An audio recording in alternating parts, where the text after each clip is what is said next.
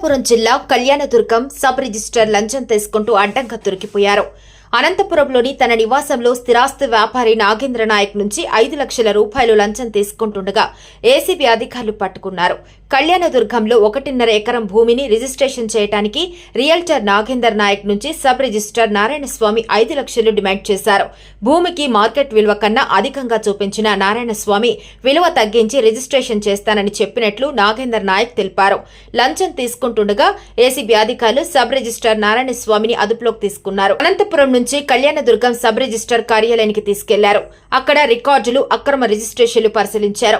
YCP ప్రభుత్వంలో Dharmavaram sub register గా ఉన్న నారాయణస్వామి అవినీతి అక్రమాలకు పాల్పడినట్లు ఆరోపణలు ఉన్నాయి. అతని రిజిస్ట్రేషన్ కి సంబంధించి అది గజాల లెక్కన అవుతుంది. Agricultural land 1.5 acres agricultural land.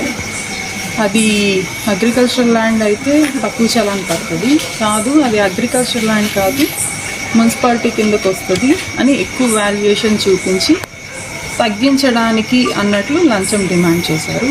So మొత్తం 5 లక్షల రూపాయలు లంచం డిమాండ్ చేయడం జరిగింది. రిజిస్ట్రేషన్ కంప్లీట్ అయిపోయిన తర్వాతే ఇస్తామని వాళ్ళు ఒప్పందం కుదుర్చుకున్నారు. కాబట్టి రిజిస్ట్రేషన్ అయిపోయింది 17వ తేదీ. సో అప్పటి నుంచి కాల్స్ చేసి 5 లక్షల గురించి ఇతను రిటర్న్ చేస్తూ ఉన్నాడు. ఈరోజు అనంతపురం సబ్ రిజిస్టర్ ఆఫీస్ ముందు 5 లక్షలు తీసుకుంటూ ఉండగా రెడ్ హ్యాండెడ్గా పట్టుకుంది.